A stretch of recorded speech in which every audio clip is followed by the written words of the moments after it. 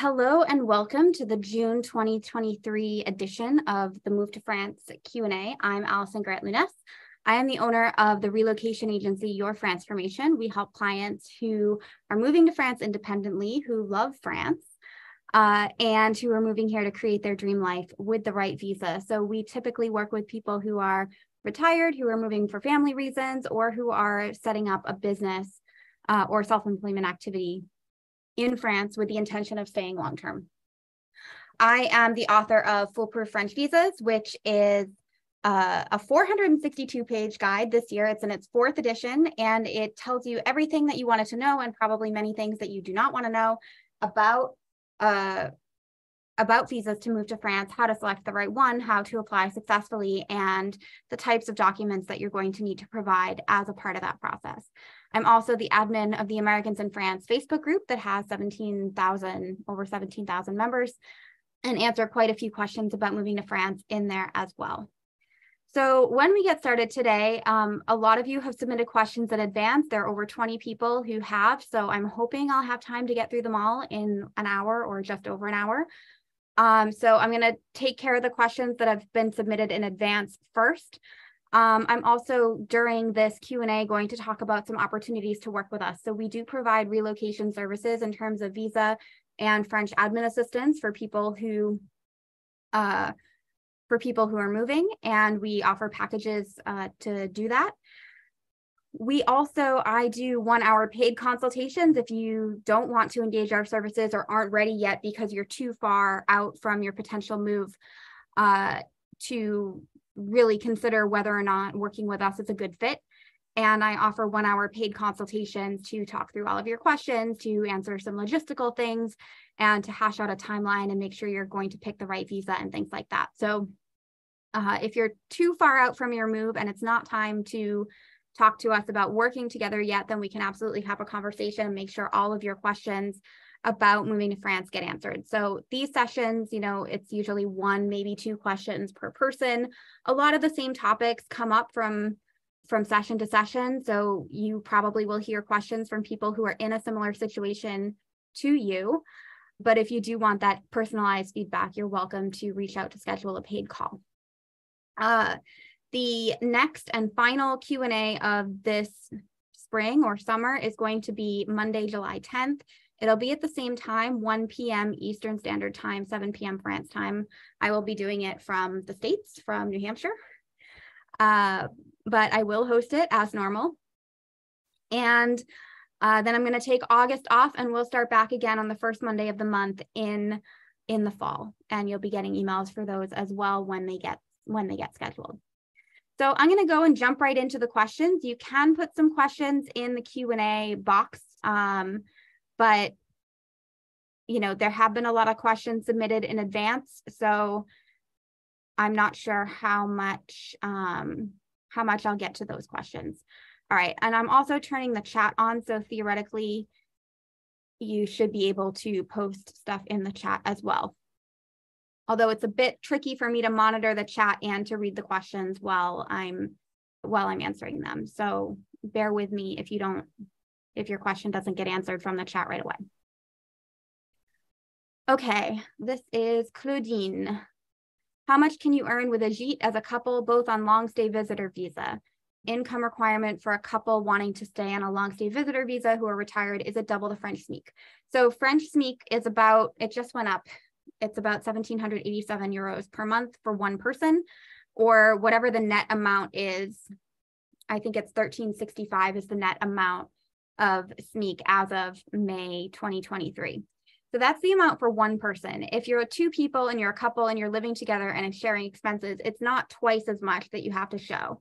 It's about 1.5, 1 1/3, 1.5 times as much. So keep in mind that, if you already own property, for example, that's also going to lower the amount that they're going to be looking for when you are applying for your visa. So I would say,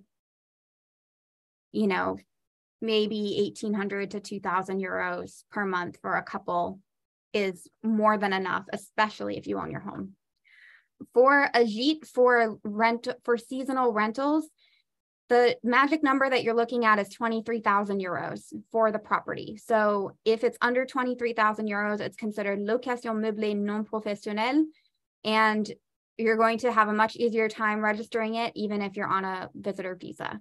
If you are over 23,000 euros, then it's considered a business and a professional activity, especially if it's one of your main sources of income or your only source of income. And so then at that point, you're going to be looking at one of the business visa types. Allison with 1L. Is there a visa that allows you to start a farming business, but also allows remote working on a self-employment basis in the UK? No. So if you're looking at a self-employment visa, then you're going to put together a business plan based on that. You can't put together a business plan based on a lot of eclectic things thrown together. And farming business, anything agricultural, is also going to be highly regulated, and that's through a regime called MSA for agriculture, and it's very different from things like auto entrepreneur and other types of companies. So I don't have a ton of experience with the agricultural side of things. I have a lot of experience with self-employment and working remotely and having clients all over the world and setting up self-employment for that reason. But anything related to farming is going to be really tricky to start up and get set up correctly. As a spouse, I would like to be able to help with the farming or other business to do some part-time work while in the UK. What visa should I start with? I don't understand the question of whether or not you're going to be working in the UK or in France. If you're only working in the UK physically, then you don't really have to have a visa that enables you to work in France. But if you're only doing 50% of your time in France, I'm not sure why you're getting a visa anyway, because it sounds to me like you're just going to be a tourist in France. So that would be something that we would need to, I think, hash out in a longer conversation and clarify exactly what your plans are and what visa type is appropriate for that.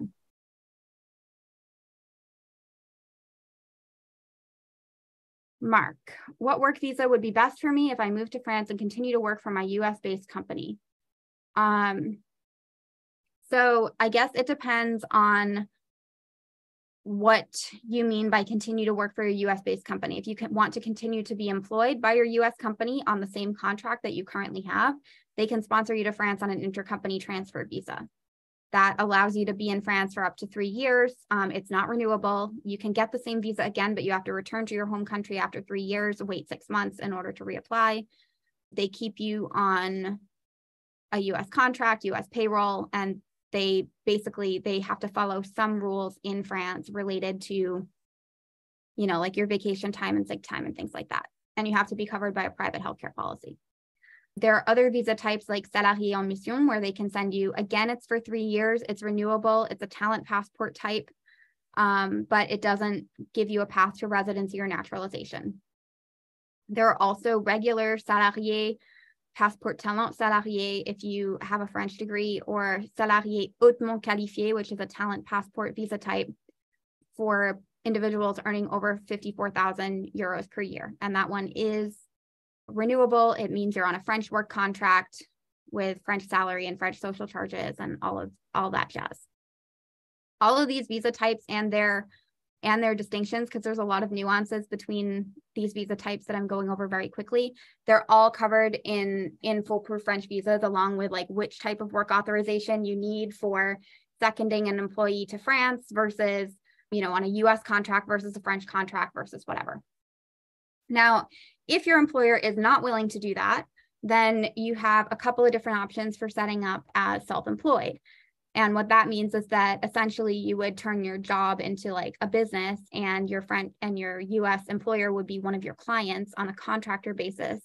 Or if depending on how high your income is, you may set up an actual French entity and then have your French company invoice your client, or your employer, which would be your client.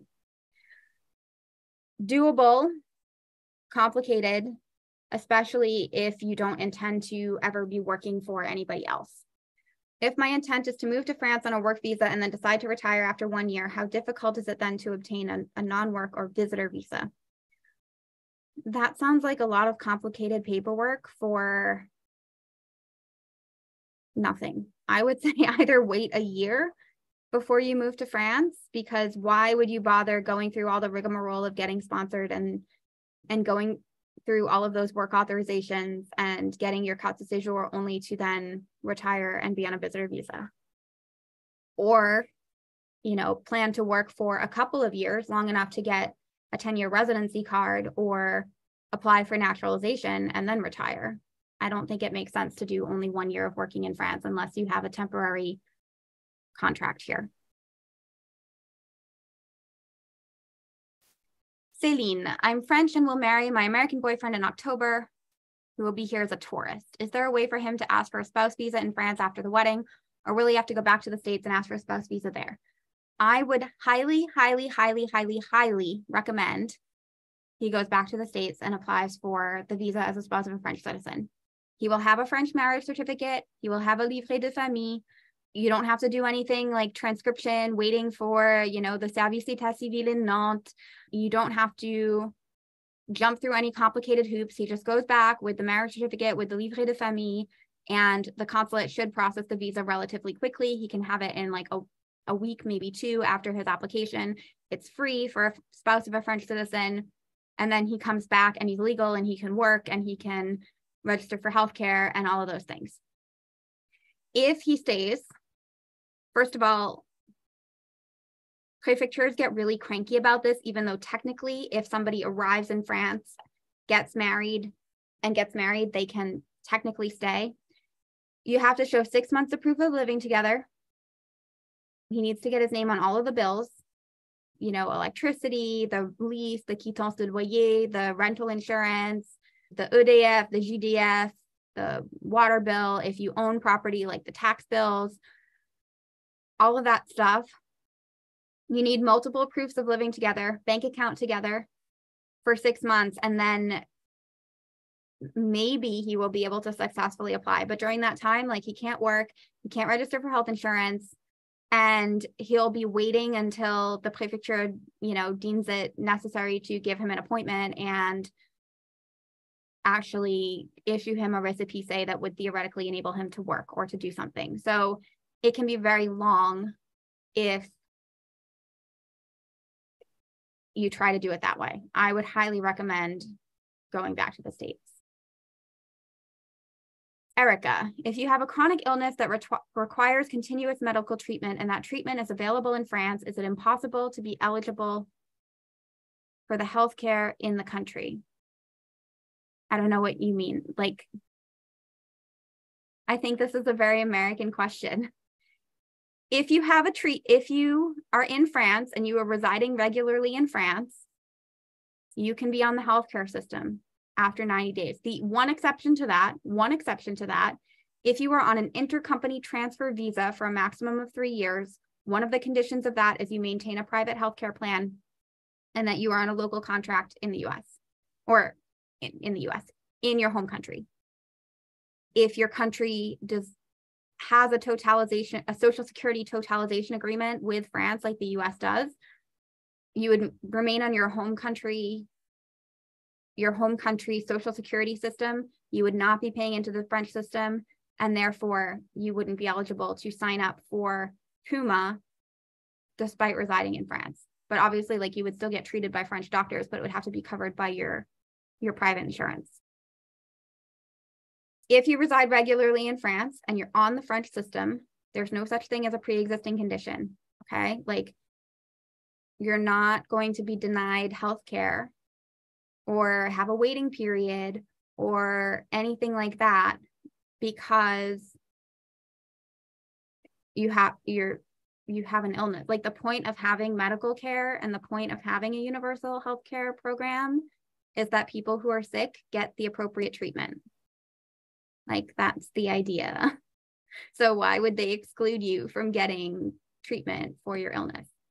I will say a couple things about that, though, because I had a long conversation with one of our clients this week who has a thyroid condition.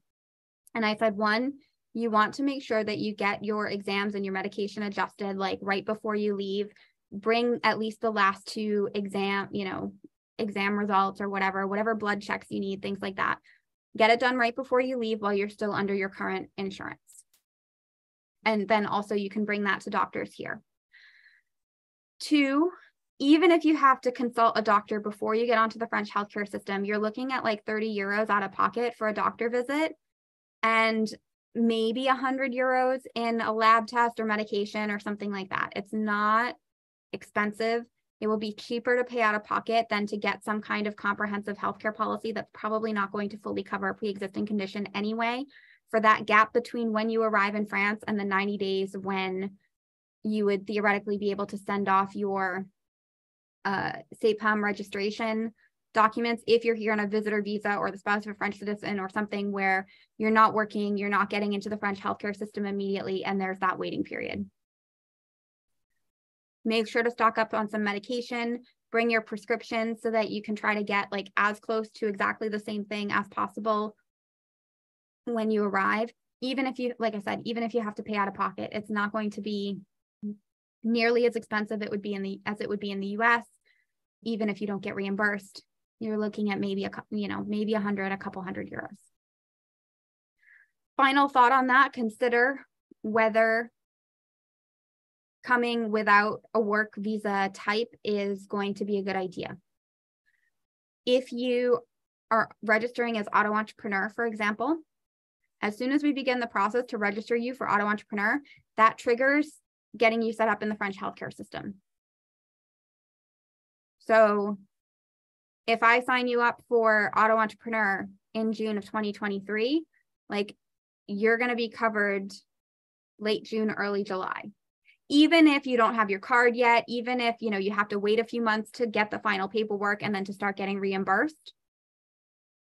There are circumstances which if something were to happen, you could talk to a social worker at the hospital, you could get some help with getting things set up or, rushed through the system if you needed it, if it were really a serious health situation. So, auto entrepreneur, you pay into the system based on what you earn on a monthly or quarterly basis, even if you don't earn a lot. But I would say that it would be a better idea to do that rather than having to wait the 90 days, depending on your condition and how serious it is.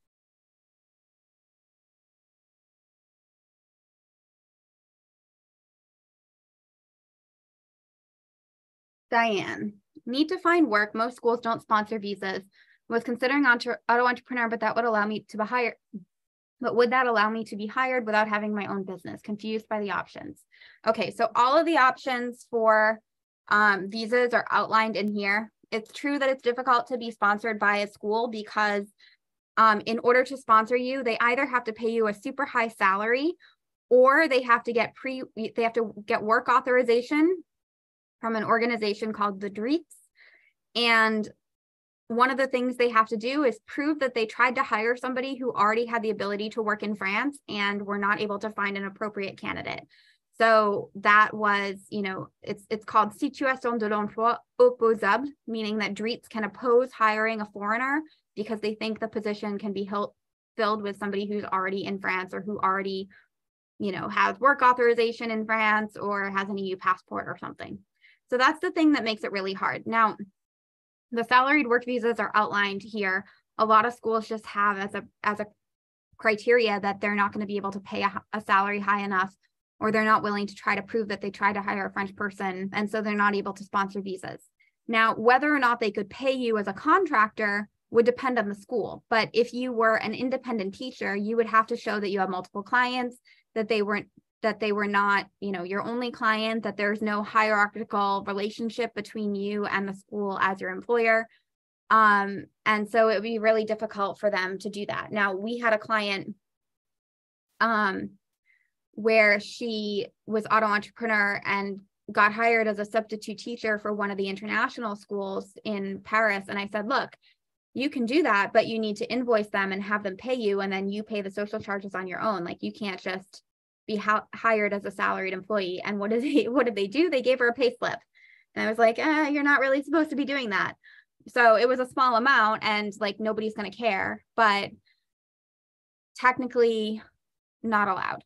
So I would say either, I would say if you're thinking about auto entrepreneur, then you want to look at the school as being potentially one of your clients, and would they hire you on a contract basis for a class or for a, you know, like a retainer or something, and would they accept payroll wise to be able to pay you like that? And that I don't know the answer to. If you are self-employed and working in multiple different universities and schools and things like that, then there is a thing called vacataire, which is you can take on additional coursework, usually at the university level, or like study abroad programs hire people like this, where they're paying you on a per class basis. And typically they're paying you 50% halfway through the semester and 50% at the end of the semester or after the end of the semester. You have to show that you have full-time minimum wage income in order to be a vacataire. Like you have to show that you're already making minimum wage, because a lot of times there's that delay of paying you between when you get hired and when you actually get any kind of money. So you need to show that you have, you know, a wage that you can live on outside of the vacataire thing. But it can be a good way to top up your income if you're working as a teacher or in schools. Karen, we are a retired American couple. Is it possible to eventually become a permanent resident, even if we start out with a one-year visitor visa? In order to get a 10-year residency card or apply for naturalization, you would have to change your status to a status that enables you to work, and you would have to be earning money in France and declaring income and paying social taxes and income taxes and all of that stuff. There are a couple of good ways to know whether or not you're on a path to residency or naturalization. Now, one is if you are on a talent passport visa or an accompanying family member, then by definition, unless you're salarié en mission, because that one specifically excludes you from becoming a resident unless you switch to one of the other salaried work talent passport types. But generally speaking, if you're on a talent passport, with the exception of that specific one, you can be on a path to residency or naturalization. And normally you're getting a multi-year card off the bat, you're renewing it and getting another multi-year card. And then assuming, you know, then you can either apply for naturalization directly or request a 10-year card or whatever, based on what you want to do. If you are not on a talent passport, then the way to know whether or not you are going to be on a path to residency or naturalization is whether or not you have to sign what's called a contrat d'intégration républicaine. Now, this is, again, something that we integrated in the most recent edition of Foolproof French Visas to explain that if you're on what's considered a temporary or a non-immigrant visa, this is going to be students, au pairs, visitors, even spouses of EU citizens, even though they technically get a carte de séjour under EU rules, temporary work visas or intercompany transfer, all of those people are exempt from most of the OFI procedures.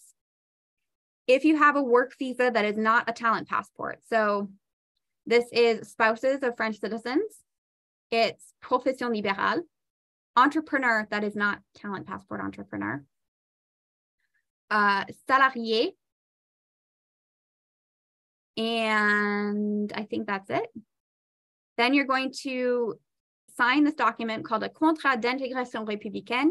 You have 4 days of formation. It's a 4-day course over the series of a couple of months where you go and you learn about France and what what it means to be living in France and how France works and things like that. I just did a video today with one of our clients who went through the process really recently, and she talked to me through everything that she had to do for the OFI medical visit and the contrat d'intégration républicaine, and so what that means, and we're going to be sharing it with our clients so that they understand the process.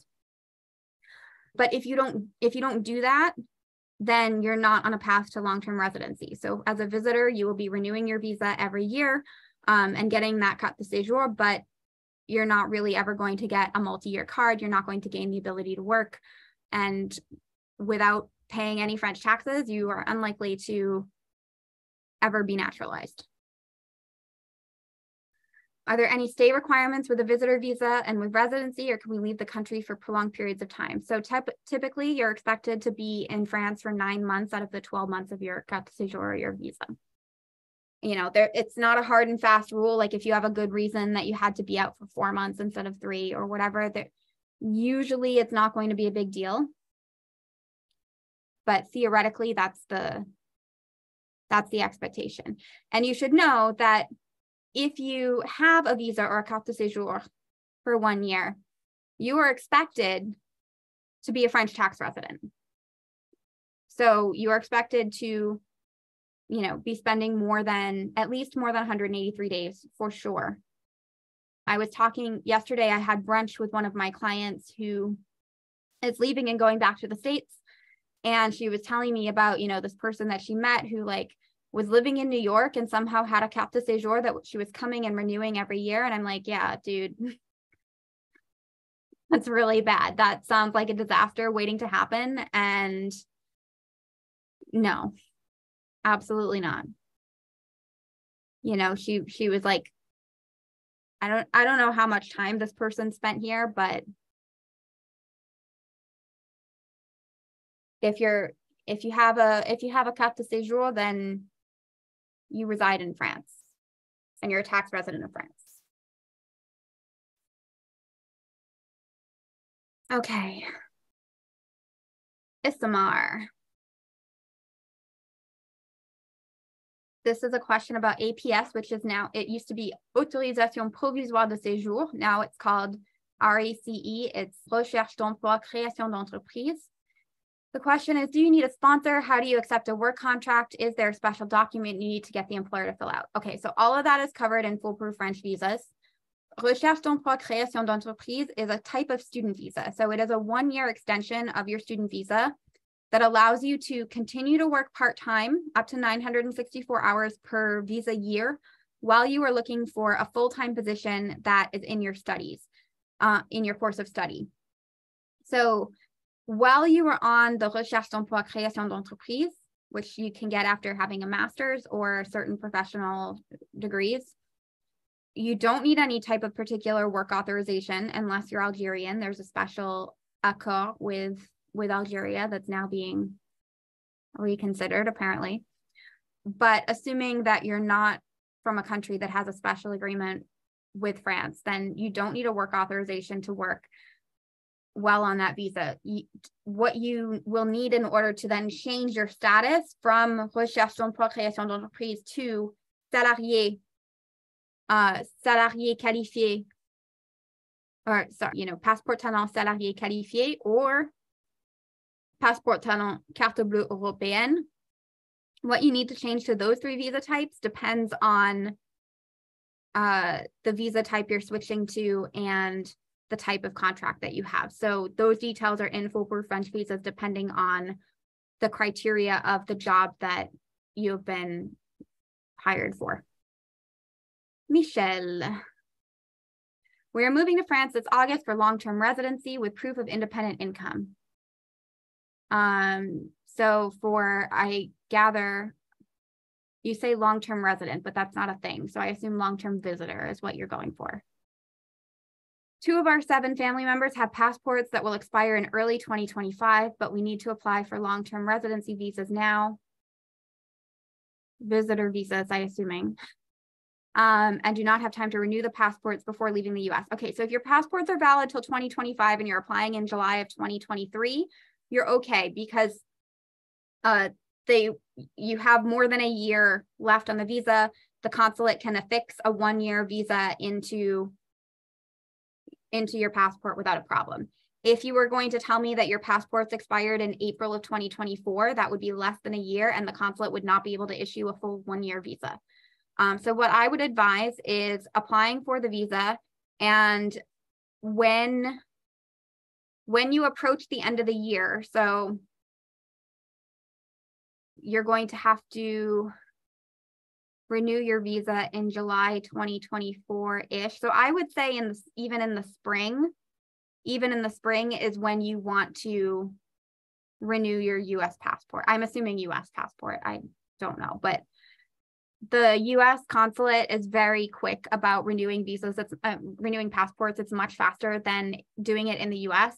So I would say if you're renewing in January or February of 2024, they're going to turn your passports around in about 2 weeks. And then by the time you will need those new 10-year passports before, or even 5 years if it's for the kids, before renewing the carte de séjour or requesting the carte de séjour or renewing the visa. For the kids, they do have, if I assume that of 7 people, some children might be under 16, they will have to go in person. So you have to make appointments at the embassy in Paris or the consulate in Marseille. And if any of the children like turn 16 and it's their first adult 10-year passport, then they need to go in person as well. What are the most common mistakes when applying for long-term residency visas? I assume visitor visas. And what advice do you have for large families that can make the process smoother? Well, I guess my first question would be, you say proof of independent income. So I guess I would want to know like what kind of income that is. I assume it's investment income, which is passive and, won't cause any kind of issue for the consulate, but it's really, I would say that, one mistake is, being unclear about the type of income that you have and making sure that, if you're applying for a visitor visa, then it's really passive income and you're not doing work. And the other thing that I would say is being unclear about your plans. So if you're applying for visas and especially if you're not retirement age and you're not getting a pension, you want to be really clear in your application what your plans are, why you're staying in France, how long you're going to be here, if you want a renewable visa that is going to enable you to stay beyond 1 year. Because otherwise, especially if, you're a young family, there's an expectation that maybe as parents, you'll want to return to work at some point, depending on what the level of income is. They could just think that you're on a sabbatical and that you're going to be going back after 1 year. The other thing is your kids need to be enrolled in school before you apply for the visas. So take that, and you can take that into consideration as well.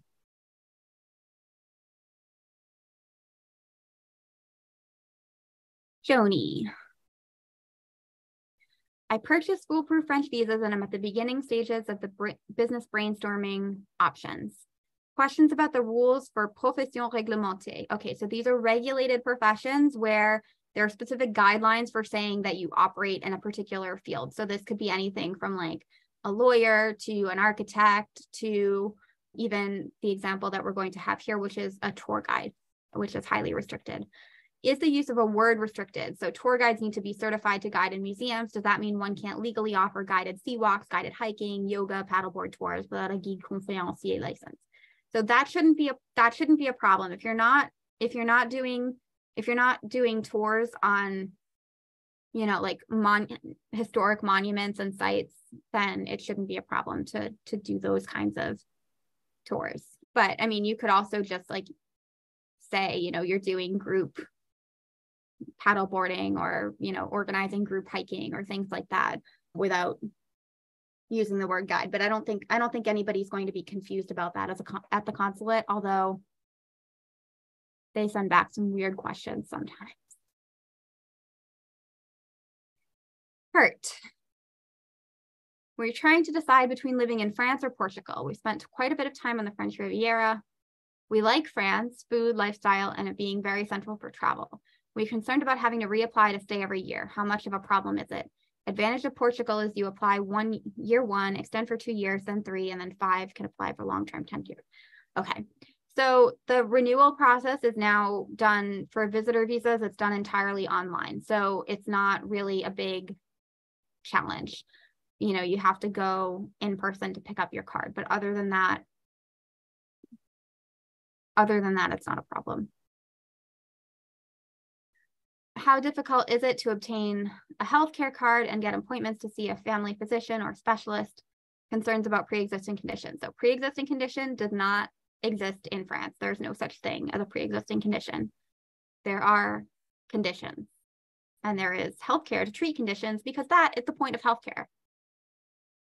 So you can register when you're on a visitor visa. You can begin the registration process for the French system after 90 days.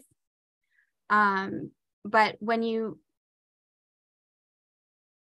it'll take a little bit of time. So, you know, at the beginning of this, if you didn't catch my answer, then go back and listen to where I talked earlier about my advice for people coming with pre-existing conditions, and is a non-work visa really a good option?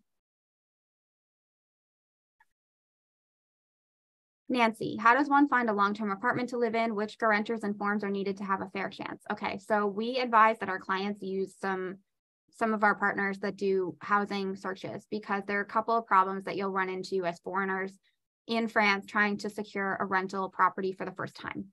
One is that a lot of the expat agencies are going to give you like a secondary residency lease. Now that doesn't protect you nearly as much as a primary residence lease would. And so a lot of the rights that you would have as a tenant otherwise in France do not exist for you if you have a secondary residence lease, including the right for it to be automatically renewed, something called like tacite reconduction. And so they will charge you every year exorbitant fees for redrafting your lease that already exists for you to be able to stay in your apartment. It also is much easier for them to kick you out. So that's typically what the expat-oriented relocation or rental agencies will have you do. We work with an agency that will put together your application, will help you get garantie or set up something called a caution bancaire, which is blocking a certain amount of money into a French bank account so that if you don't pay your rent, the landlord can recover it. And they push your application through with the French rental agencies. Question 2, does the VFS Global website actually work? Can appointments be set?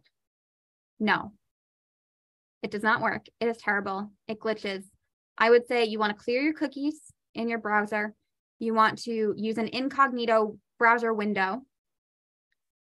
You do not want to make any mistakes anywhere, because if you try to change anything or go back or click through, or even if you try to check the appointments at multiple sites, you're not going to be able to do it. It is terrible. They keep changing it. They keep trying. I don't think they're fixing it. I think they are making changes to the code that is actually making it worse. And I don't know if it's on purpose.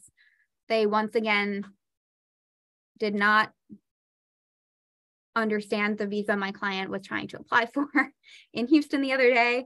I have absolutely zero warm, fuzzy feelings for VFS, and I'm sorry that anybody who has to deal with it. Tamara, will you and or your employees be attending the October 2023 Bloom Where You're Planted at the American Church? Yes. Kim is going to be joining me. So last year, okay, so Bloom Where You're Planted is an event run at the American Church of Paris on the Quai d'Orsay every year. And I've participated. This will be, I think, my 4th or 5th Bloom event. It's super nice. I love the people at the American Church. The woman who runs it is wonderful. Her name is Marie. She's retired, but she's been in France for a long time. And so Kim and I were there last year. We had a table. We were event sponsors, and we saw some of our clients. We met a lot of new people. And then afterwards, we invited our clients who were in Paris or who came to have a little apéro with us after the event at a restaurant nearby. So we had some wine, we had, some cheese and charcuterie and all of that. So we're going to be there again. I've already registered us and got our tickets. We are event sponsors. I will be doing the presentation on the French healthcare system. There's another guy, he's an immigration attorney. He'll do the presentation on visas, so that's fine. He's really good. And yeah, it was a lot of fun last year. I enjoyed seeing everybody, meeting a lot of people in person. It was actually last year when Kim came for Bloom, it was the first time I actually met her in person with that weekend, because we work 100% remotely. But yeah, I'm very excited. We're also going to be attending in London in January, the French property exhibition, which is going to be in London. I think it's the 27th, 28th of January. So you can come see us there as well.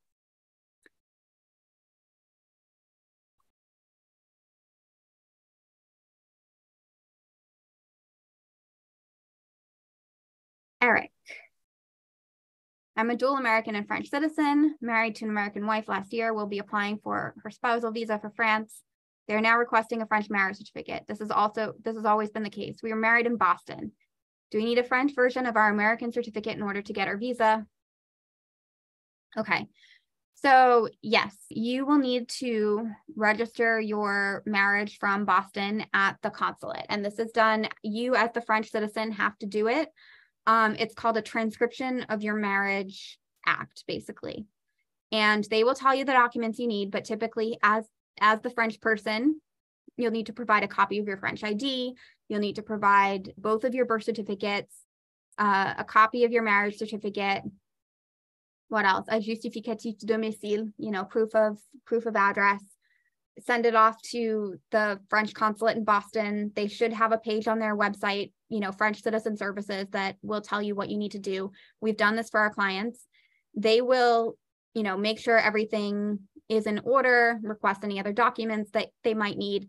They will send it off to the Service d'État Civil in Nantes. Nantes will then transcribe your marriage certificate into France, so that France will recognize that you're married.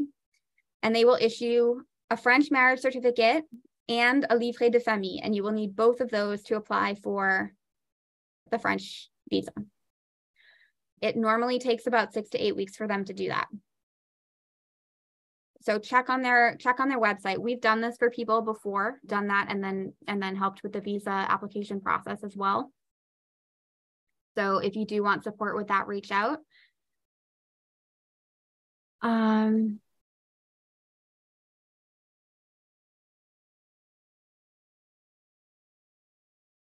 I mean, the other option is, depending on when you want to arrive in France, she could apply for a retirement visa,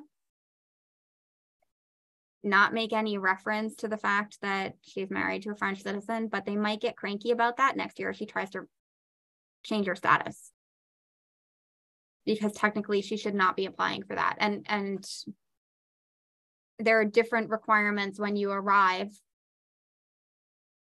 as the spouse of a French citizen.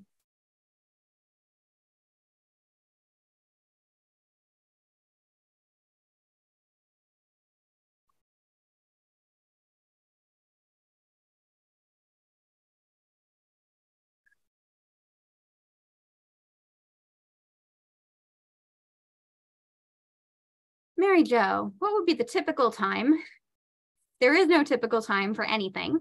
To receive the French driver's license after all the required paperwork has been submitted. It really depends.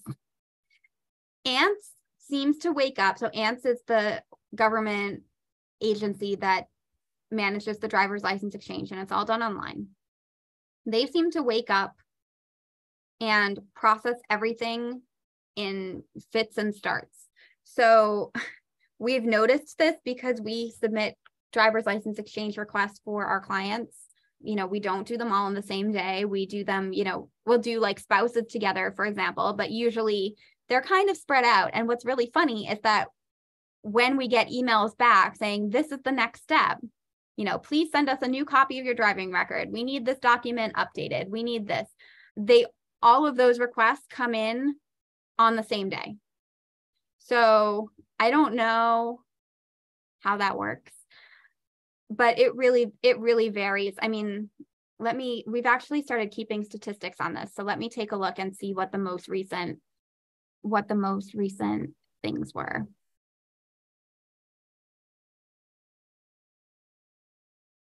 Okay, so for one of our clients, we submitted the application on April 5th, and she got her request for her license to be sent in for the exchange on May 10th. And usually it's about 2 weeks after that you get your license back in, you get your,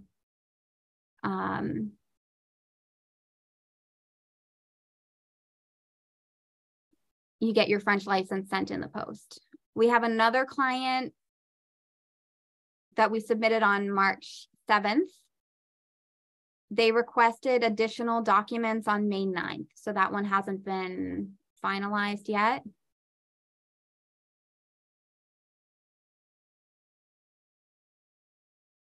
The other one that was submitted on March 7th, we got a request for additional documents on April 24th, and she received her license on June 7th. So it looks like it's about 2 to 3 months overall. Here's one submitted March 1st, request to send documents also April 24th. So you see these are all being processed on the same day, even if we submitted them on different days. And request to receive license on May 12th. So there you go. That gives you some data.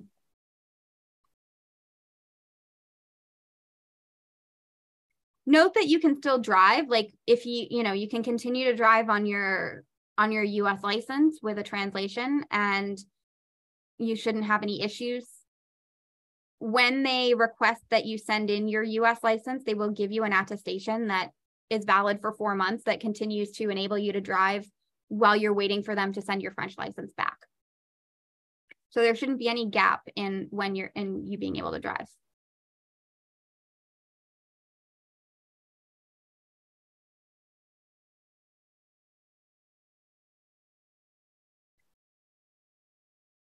Then Kat.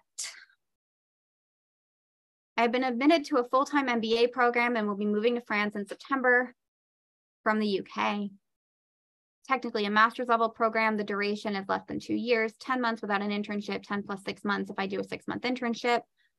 Following the program, will I be eligible for an accredited path to naturalization available to those who complete a traditional 2-year master's program in France? Probably not. I would be very surprised. Does doing the internship or not impact the eligibility? No, it depends on the program. So you would have to ask them, but I would expect not.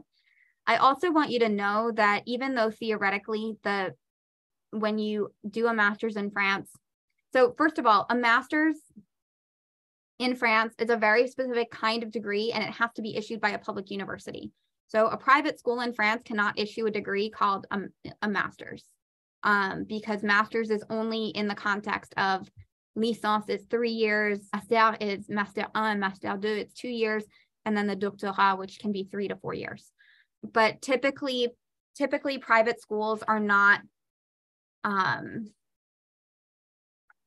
that. You're probably going to qualify for recherche d'emploi création d'entreprise. You should ask your school about that. I would expect at an MBA program, you would have a salary that qualifies you at the end for a carte bleue européenne, or at least a salarié hautement qualifié, passport talent salary type, visa type.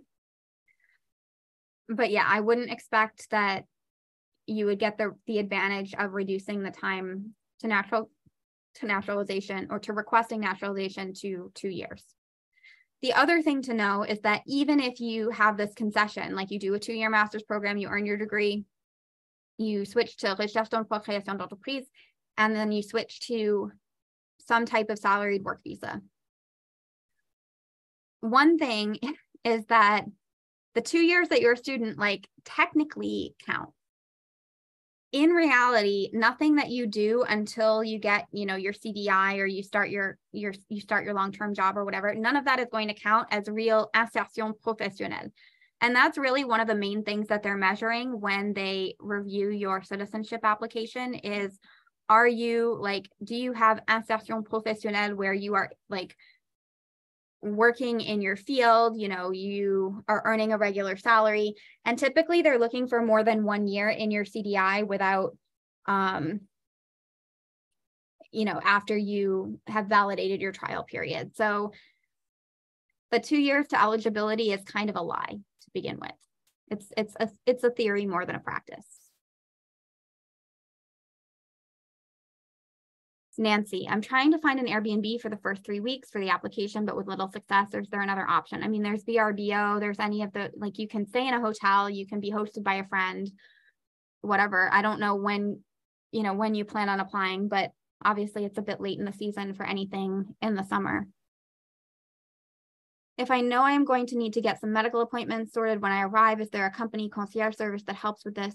I mean, this is part of what we do in our VIP concierge package, is we do the visa application, and then when people arrive, we help you, provide resources to find a doctor. We register you in the French healthcare system. We help you get a mutuelle, etc.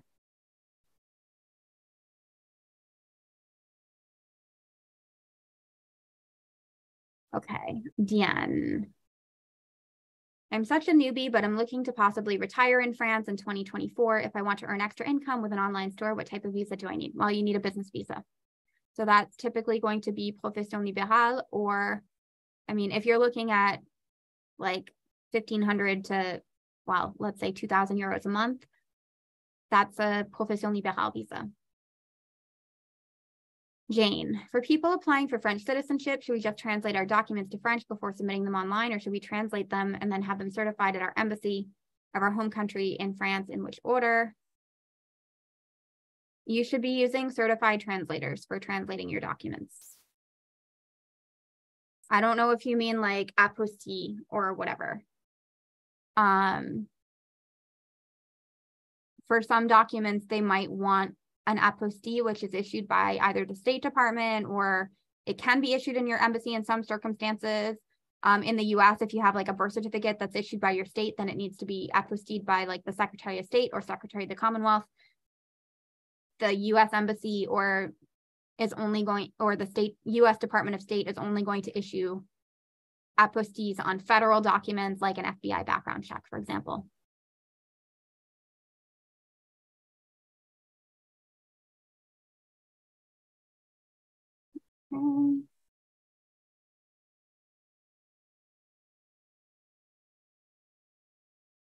Oh, wow. I got through all the questions. All the questions that were submitted in advance. I was not expecting that when I saw there were so many. Okay, so Nancy, so there is no path to naturalization as a retired person. Not really, unless you change your status and earn at least minimum wage for a couple of years and pay French taxes and French social charges and have like insertion professionnelle, then it's possible. But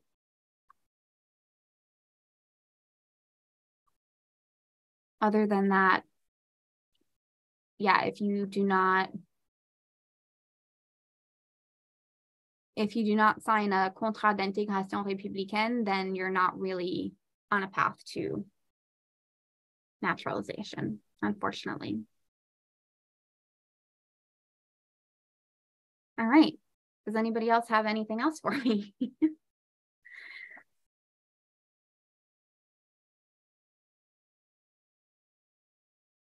All right, so again, if you're looking at the distinction between the different salaried work visa types or the different business visa types, or whether you want to try to get sponsored or become self-employed and work as like a consultant or something like that, you want to go through all of the options in foolproof French visas.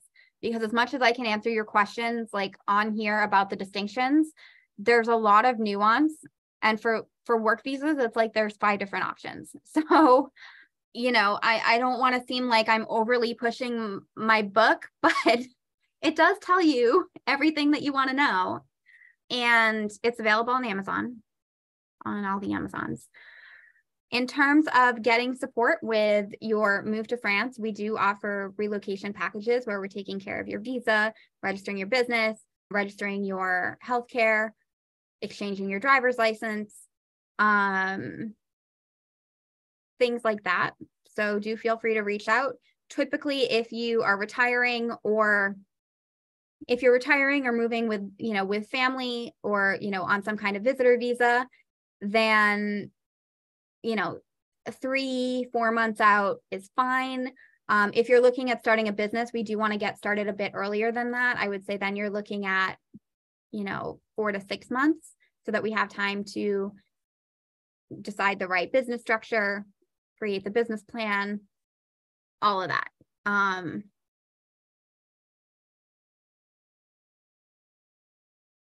Question, for your different program done for you, visa application with cover letter and supporting documents mean that you manage the application fully. We can avoid the VFS website. So for our VIP concierge package, typically we do include making the visa appointment. Like officially, I haven't put it into our package, but what we're going to do moving forward is it's so hard to get an appointment that I'm just going to tack on, you know, the VFS fee. It's like $33, $34. I'm just going to tack it on one per person in the group, and we'll manage making the appointment. We have a family of 3. At the beginning of last month, I spent between Kim and I, we spent about 7 hours probably on VFS in the course of 1 week trying to get appointments. So yeah, if you're our VIP client, we're going to take care of you. We're going to get your appointment sorted out. I think what I ended up having to do was I booked each of them individually, and I made like different accounts, and I had to log in like in different browsers with different emails, and it was a mess. And that's how I ultimately did it. But yeah, we're going to be including that in our package because there's definitely a value add there.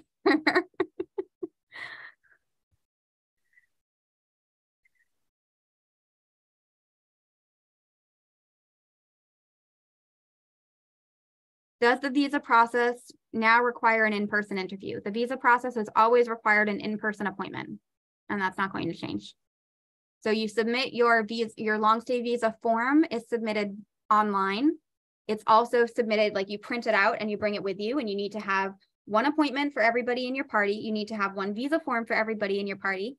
You need to have all the supporting documents for everybody in your party. You see where I'm going with this, because people show up and they don't have all their documents, and they don't have multiple copies of every document, and they don't have an appointment for everybody that who is supposed to be applying for a visa. And then they call me and they're like, Allison, we weren't able to do that. And I'm like, well, so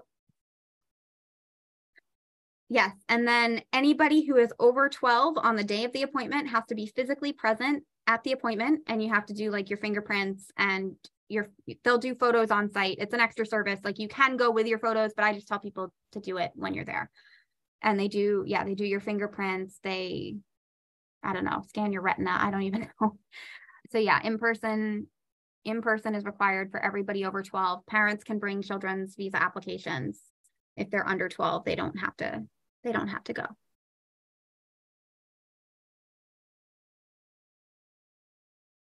Anything else? All right, so there's going to be one more Q&A next month, Monday, July 10th, I believe. I will be doing it from the States. I will be theoretically on vacation that week, but I don't want to move the Q&A. And then I'm going to be off for August. I'm not off from work off, but like off from doing the Q&A off. So there'll be no Q&A in August, and then we'll be back in September.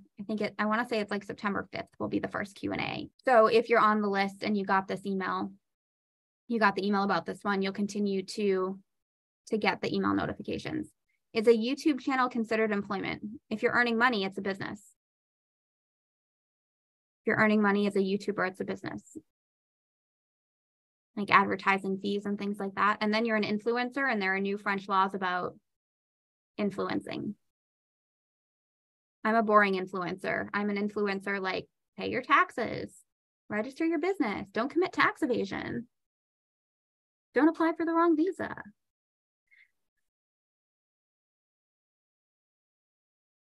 As a German citizen who wants to move to France, how can I apply for Amelie Healthcare, please? Okay, so you can send in an application for SEPAM, but they're going to want you're going to need to provide an S1 or an S1 refusal from Germany, even if you've never lived there. So it can take a little bit longer, because you're going to have to provide a document saying that, Germany doesn't consider themselves responsible for paying for your healthcare in France.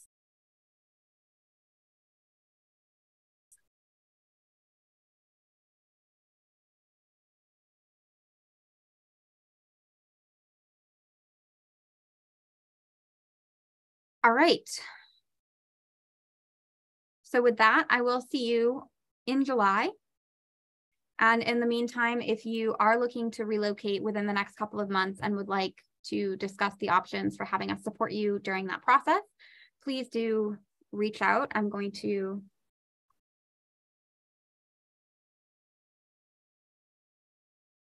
put my email here. Welcome to @yourfranceformation.com.